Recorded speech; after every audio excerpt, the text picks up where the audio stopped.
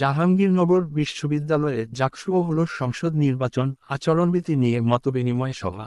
সাভার প্রতিনিধি মোহাম্মদ আসিফুজ্জামান আসিফের তথ্যচিত্রে বিস্তারিত। জাহাঙ্গীরনগর বিশ্ববিদ্যালয়ে কেন্দ্রীয় শিক্ষার্থী সংসদ জাকসু হল সংসদ নির্বাচন 2025-এর নির্বাচনী আচরণবিধি নিয়ে এক মতবিনিময় সভা অনুষ্ঠিত হয়েছে।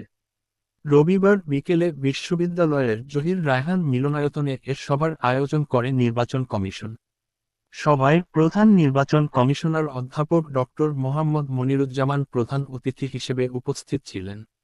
এ সময় বিশ্ববিদ্যালয়ের প্রক্টর এ.কে.এম. রাশিদুল আলম, বিভিন্ন হল সংসদের প্রার্থীসহ সংশ্লিষ্ট অনেকে অংশ নেন।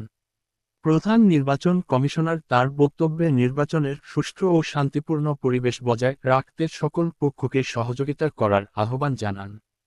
তিনি বলেন, শিক্ষার্থীদের মতামতের ভিত্তিতেই জাকসু হল সংসদ নির্বাচন অনুষ্ঠিত হবে।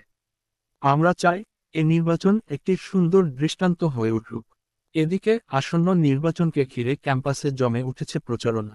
প্রার্থীরা দিন-রাত ব্যস্ত সময় কাটাচ্ছেন ভোটারদের কাছে নানা প্রতিশ্রুতি দিয়ে মন জয় করার প্রচেষ্টায়।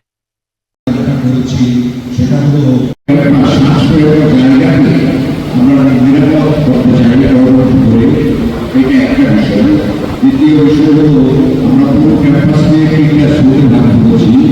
একটা হলো ফিমেল স্টুডেন্টস জোন, যেখানে